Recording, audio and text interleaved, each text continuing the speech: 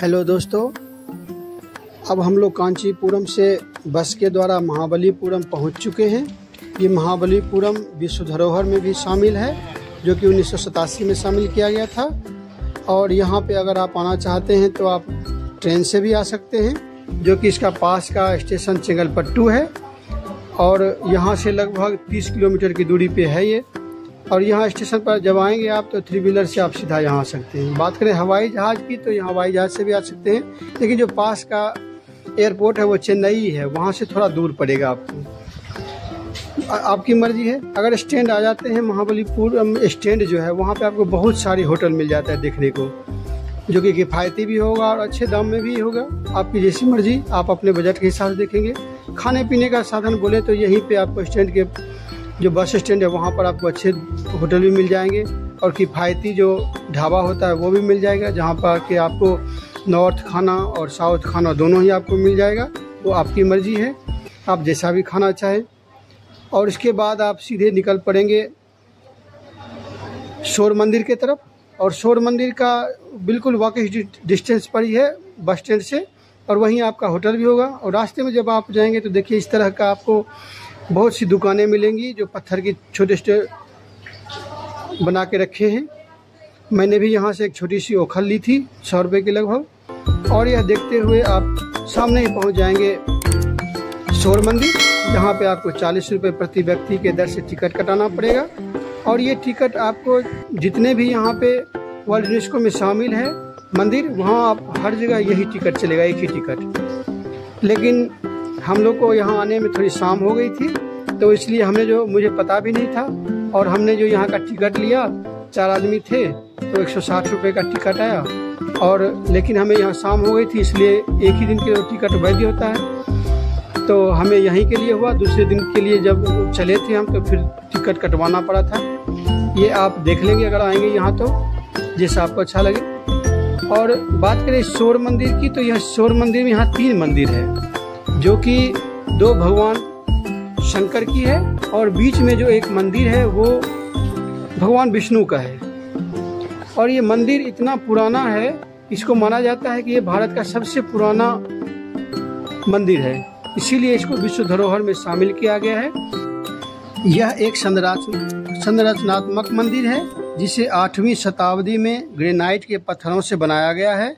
यह स्थल पल्लव वंश के राजा नरसिंह द्वितीय के शासन काल के समय एक बंदरगाह था।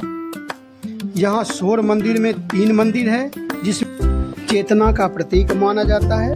यह मंदिर 50 वर्ग फीट चौकाकार पत्थर पर 60 फीट ऊंची पिरामिड नुमा मंदिर है। पल्लव राजाओं द्वारा सागर के तट पर निर्मित यह मंदिर शोर मंदिर के नाम से विख्यात है। यहाँ बंगाल की खाड़ी से आती नीली सागर का जल यहाँ आते ही सफ़ेद झाग में बदल जाता है। महाबलीपुरम की इन मंदिरों को सन 1984 में वर्ल्ड यूनेस्को के विश्व विरासत सूची में शामिल किया गया है। महाबलीपुरम शहर की स्थापना पल्लव राजा नरसिंह वर्मन प्रथम ने की थी।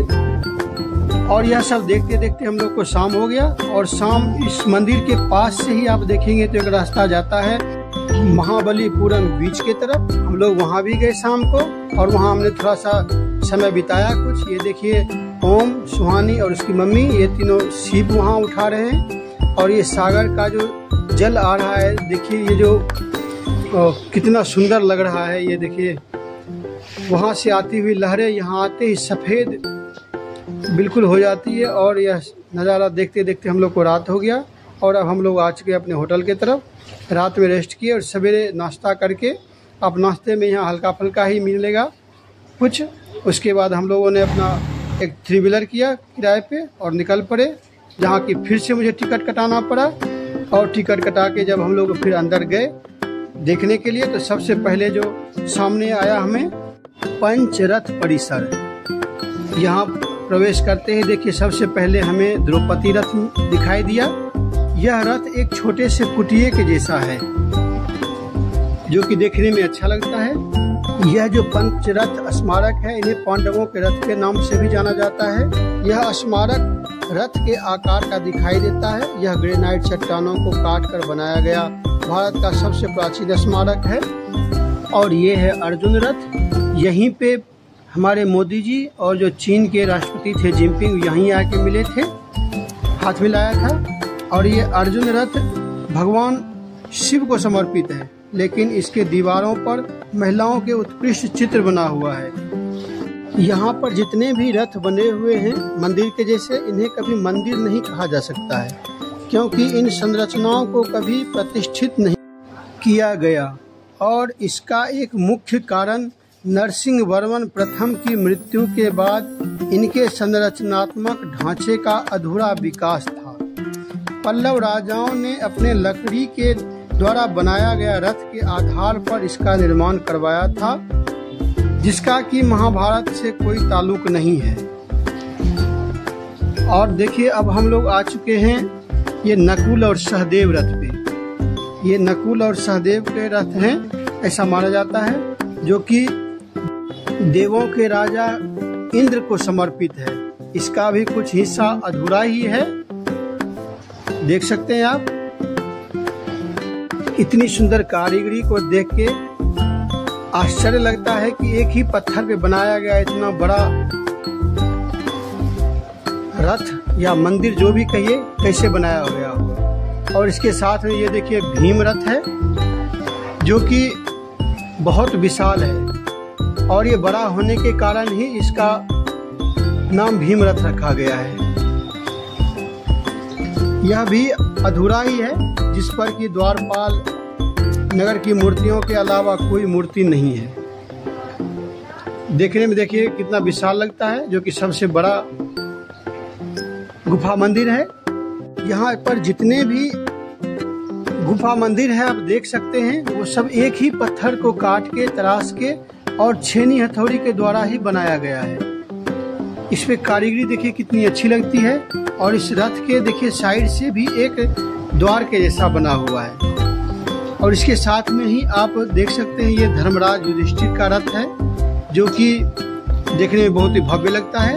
और ये 3 मंजिला रथ है, इसीलिए इसे धर्मराज युधिष्ठिर का रथ कहा जाता है, जो कि सबसे बड़े भाई थे। और ये जो रथ है ये भगवान शिव को समर्पित एक मंदिर है। यहाँ जितने भी 9 एकाश्म चट्टानें हैं, ये 9 एकाश्म चट्टानों को काटकर यह बनाया गया रथ है। यहाँ पे बहुत सी चट्टानें ऐसी हैं जिसको कि अभी आधा अधूरा ही तराशा गया है, जो कि अपने आप में एक कहानी बता रही है। लगता है कि जैसे यहाँ कुछ और भी भव्य बनने वाला था, चबूतरा या मंदिर या और भी कुछ देख सकते हैं आप, जो कि अभी आधा अधूरा ही हो रह गया। हो सकता है कि ये जो राजा बनवा रहे थे उनकी अकस्मात मृत्यु हो गई हो, जिस कारण से कि ये अधूरा रह गया। उसके बाद जो अगले राजा हुए, शासक हुए, उन्होंने इस पर ध्यान नहीं दिया और ये यहीं तक रह गया। देख सकते हैं आप, इस जो जितने भी यहाँ मंदिर, इसमें नक्काशी इतनी अच्छी की गई है, तो आपको सोचने पे मजबूर कर देगा कि ये है बाराह गुफा, जो कि सभी गुहा मंदिर जितने भी यहाँ हैं सबसे पुराना गुहा मंदिर कहलाता है, जो कि बाराह गुहा मंदिर के नाम से जाना जाता है, जिसे महेंद्र वर्मन प्रथम के शासनकाल के आरंभ में शुरू किया गया था, जो भगवान विष्णु के 12 अवतार को समर्पित है। इस गुफा के अंदर और बाहरी संरचना जो है बहुत ही कलात्मक ढंग से बनाया गया है, जिसे कि आप देख सकते हैं। ये देखने में बहुत बड़ा लगता है। यहाँ आप बिना तस्वीर खिंचवाए रह नहीं सकते। हमने भी यहाँ पे तस्वीरें खिंचवाई थी। और इसके आगे अब हम चले हैं, ये लाइट हाउस है। ये लाइट हाउस पहले यह बंदरगाह था महाबलीपुरम, और लाइट हाउस हर समुद्र के किनारे पाया जाता है। समुद्र में जितने भी जहाजें आती हैं वो सब इसी लाइट हाउस के जो लाइट है उसको देख के अपनी दिशा निर्देश को तय करते हैं। और ये लाइट हाउस बहुत बड़ा है, जो कि प्राचीन है, जो पल्लव राजा थे उनके शासन काल से ही बनाया हुआ है, बहुत प्राचीन है। और ये जो देखते हैं लाइट हाउस सामने, ये नया लाइट हाउस है। यहाँ हम लोग नहीं जा सके, क्योंकि हम लोग यहाँ जब सवेरे आए थे घूमने के लिए, उस समय ये बंद थी। ये 11 बजे खुलती है, उस समय हमारी ट्रेन थी, इसलिए हम लोग नहीं जा सके, जिसे आप यहाँ दूर से देख सकते हैं। और हम लोग जहाँ भी जाते हैं समुद्र के किनारे बीच के पास, तो वहाँ पे हम ये लाइट हाउस ज़रूर जाते हैं, क्योंकि लाइट हाउस पर जाने से आपको शहर की पूरा शहर आप देख सकते हैं और पूरा शहर की गतिविधियों पे आप ध्यान दे सकते हैं कि कहाँ कौन सा मंदिर है और किस स्थान पे कहाँ क्या है। इस करके लाइट हाउस तो हम ज़रूर जाते हैं। और ये पुराना लाइट हाउस है, इस पर भी हमने देखिए फ़ोटो खिंचवाई थी। और ये लाइट हाउस के बिल्कुल सामने आप नीचे देखें तो बहुत बड़ा चट्टान है, जिस पर कि कहीं कहीं लोहे की बड़ी बड़ी किलें ठोकी हुई हैं। ऐसा माना जाता है कि यहाँ पे कोई फंक्शन होता होगा, जिसके कारण कि यहाँ तंबू गाड़ा जाता है। और इस लाइट हाउस से जब हम लोग नीचे उतरे तो बिल्कुल नीचे लाइट हाउस के देखेंगे कि आप एक बहुत ही अच्छा मंदिर है, जो कि माता दुर्गा को समर्पित है। और ये मंदिर महिषासुर मर्दनी मंदिर के नाम से जाना जाता है। यह गुहा मंदिर सबसे प्रसिद्ध मंदिरों में से जाना जाता है, जो कि देवी दुर्गा को समर्पित है, जो शक्ति का अवतार होती है, जिसमें महिषासुर जो राक्षस था उसको मारते दिखाया गया है माता दुर्गा के हाथों। गुहा मंदिर के सबसे बड़ी जो महत्वपूर्ण विशेषता है वो है सोमस्कंद महिषासुर मर्दनी का चित्रण। संपूर्ण दृश्य संयोजन में दुर्गा का महिषासुर से युद्ध करते दिखाया गया है। यहाँ तक कि शेर शक्तिशाली लड़ाई की अभिव्यक्ति पर कब्जा कर लेता है और वे देवी के लिए जीत के क्षण का स्थिर करते हैं और शैतान को नुकसान पहुंचाता है। और यह मूर्ति कला अपनी सुंदरता, अनुग्रहता और पौष्टिकता के लिए उल्लेखनीय है। इसके बगल में ही आप देखेंगे तो एक छोटे से गुहा मंदिर में आप देखिए यहाँ पे 3 मूर्ति बनाई गई है, जो भगवान शंकर, ब्रह्मा और भगवान विष्णु का है। ये तीनों ही मूर्तियाँ जो सृजन, पालन और नाश का प्रतीक हैं। इनके देखिए सामने में यह एक कुंड जैसा भी बना हुआ है, शायद ये हवन करने के लिए कुंड बनाया गया होगा। और इसके बगल में ये देखिए भगवान विष्णु का शयन मुद्रा में जो प्रतिमा है, यह देखने में बहुत ही खूबसूरत लगता है। और ये एक ही पत्थर पे काट के बनाया गया यह मूर्ति है। आप इसके पास आते ही या बिना फोटो खिंचवाए नहीं रह सकते हैं, यह इतनी सुंदर लगती है। और इसके सामने हमने भी फोटो खिंचवाया था, जो कि देखने में बहुत ही भव्य लगता है और है भी काफ़ी विशाल। और इसके आगे हम लोग चलते हैं अब कृष्ण मंडप के तरफ। ये जो कृष्ण मंडप है यह एक गुहा मंदिर है, जो कि देखने में बड़ा लगता है। यह कृष्ण मंडप पल्लव कालीन यह स्मारक मूल रूप से एक भित्ति पटल पर उत्कीर्ण है, जिसमें कृष्ण को गोवर्धन पर्वत धारण किए हुए दिखाया गया है। 16वीं शताब्दी में एक संरचनात्मक मंडप को इसके साथ जोड़ दिया गया है। मुख्य पटल में कृष्ण को गोवर्धन पर्वत धारण कर ग्वालाओं और गोपिकाओं को इंद्र के क्रोध से उत्पन्न प्रचंड वर्षा से रक्षा करते हुए दिखाया गया है। कृष्ण गोवर्धन पर्वत को बाएं हाथ की हथेली पर धारण किए हुए हैं, वह दूसरे हाथ से वरद मुद्रा को दर्शाया गया है। इसमें हाथों में मटकी लिए और चारे की पोटलियां लिए गोपी कुल्हाड़ी के साथ लकड़हारा दूध देती गाय, जीव जंतुओं को बहुत निश्चित दिखाया गया है, जैसे कि वे इंद्र के क्रोध से अभी अनभिज्ञ हैं। और इसके बाद अब हम लोग चलते हैं कृष्ण मंडप के उत्तर में स्थित और पूर्ण पाषाण काटित यह गुहा मंदिर संभवतः पल्लवों द्वारा निर्मित गुहा मंदिर में सबसे अधिक विशाल होता।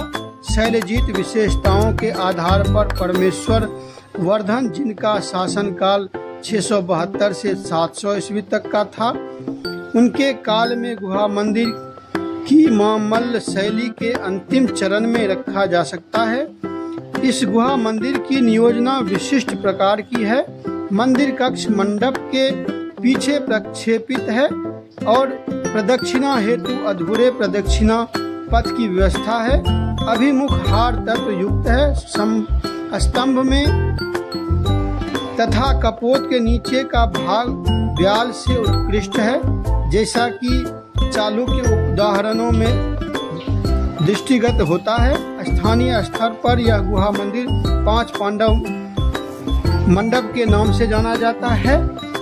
इसके पास 2 विशालकाय चट्टानें हैं जिस पर अर्जुन के तपस्या को उकेरा गया है, जिसे गंगा का अवतरण कहते हैं। कुछ अंशों के आधार पर इसे भागीरथी की तपस्या का प्रतीक भी कहा जाता है।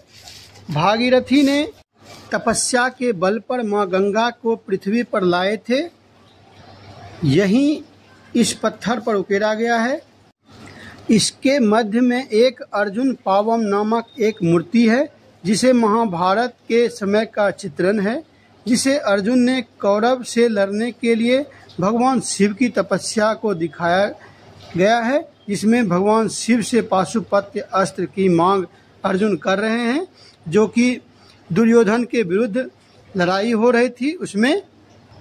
अब चलते हैं इससे आगे, और इससे आगे निकलने पर देखिए यहाँ पे इस जो चट्टान है इसके ऊपर कितने हरे भरे पेड़ दिख रहे हैं, जो काफ़ी विशालकाय भी हैं, कुछ छोटे भी हैं। और उस थोड़ा सा आगे निकलने पे आप देखेंगे कि ये भगवान कृष्ण का रथ है।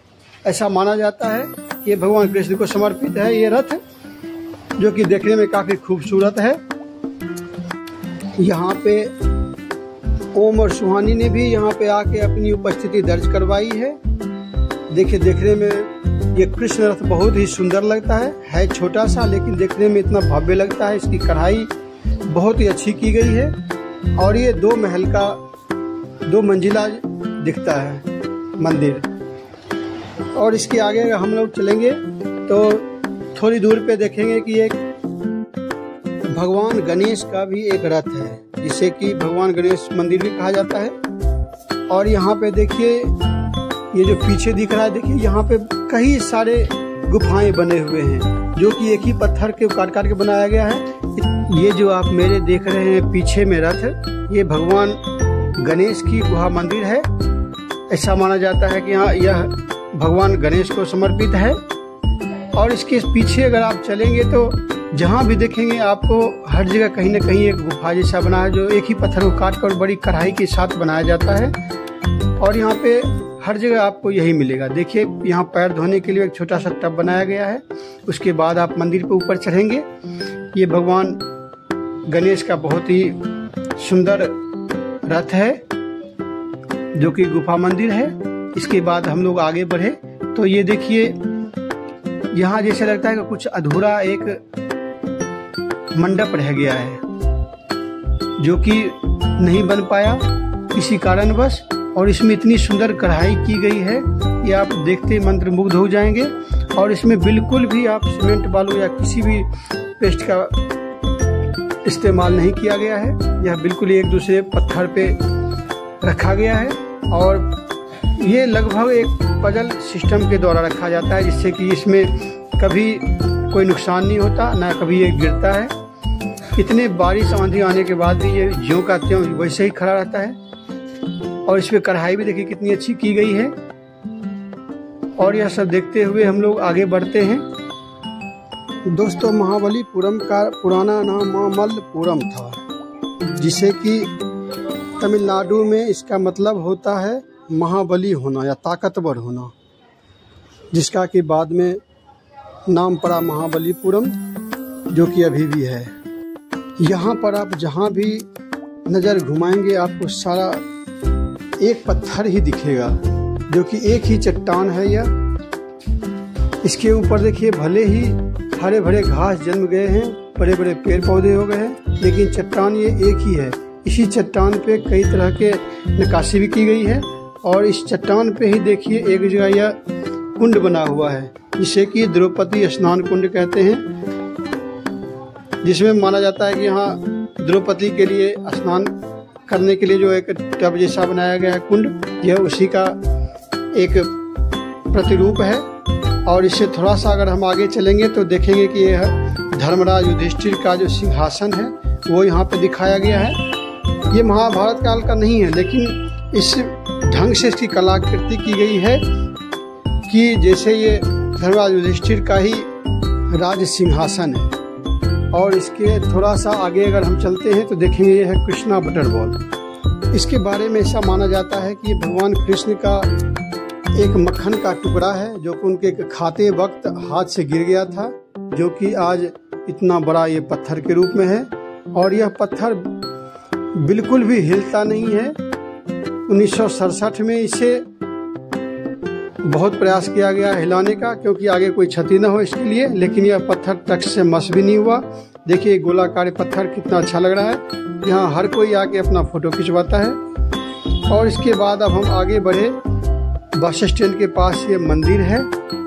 यह मंदिर भी पल्लव राजाओं के द्वारा ही बनाया गया है, क्योंकि यह भी बहुत ही पुराना, देखिए उसी ग्रेनाइट पत्थर से बनाया गया है और उसी एक चट्टान को काट के बनाया गया है। जैसा कि बाकी जो गुहा मंदिर है वैसे ही है ये भी, देख सकते हैं आप। और इस पर भी इतनी कढ़ाई की गई है कि आप देखते ही अचंभित हो जाएंगे। देखिए कलाई, इतनी जो कढ़ाई किया हुआ है और इसमें जो कलर किए हुए हैं बहुत ही अच्छा लगता है।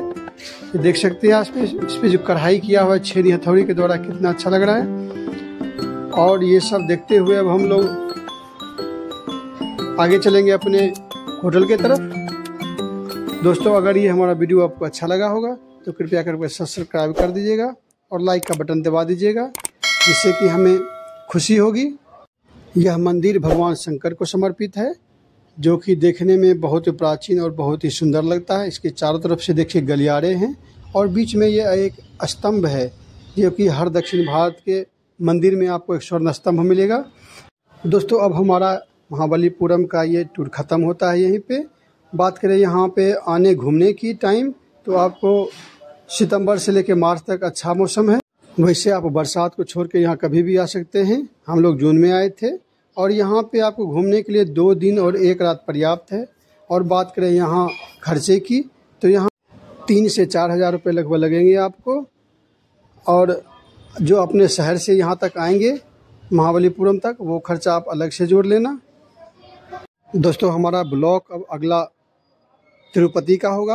अब हम लोग मिलते हैं आगे तिरुपति में। तब तक के लिए धन्यवाद।